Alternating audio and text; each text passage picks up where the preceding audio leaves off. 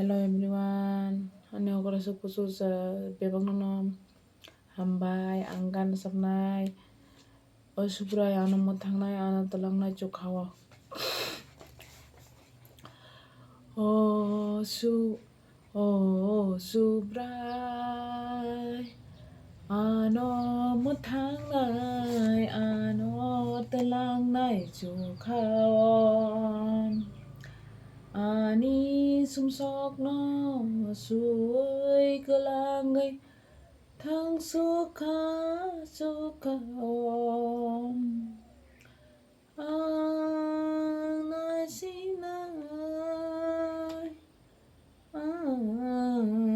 nai si nai ani mol brum brum sukha sakao tòng thầy nam sóc na thang bom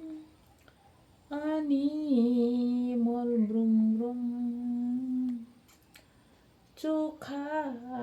sakao tòng thầy nam sóc na thang bom nai sinh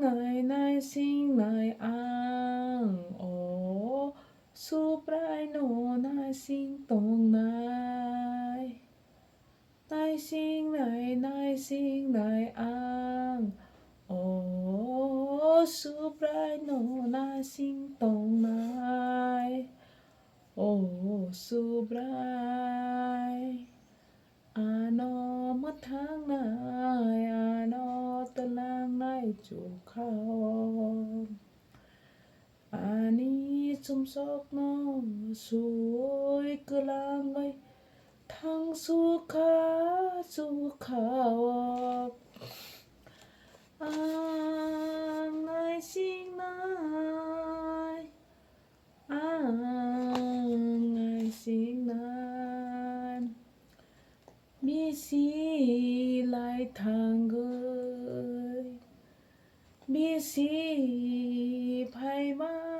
hai ani subrai bo phai nai mi si lại thang gơi mi si phai ma hai ani subrai bo phai nai sinh nai ang ho subrai no nai sinh tong nai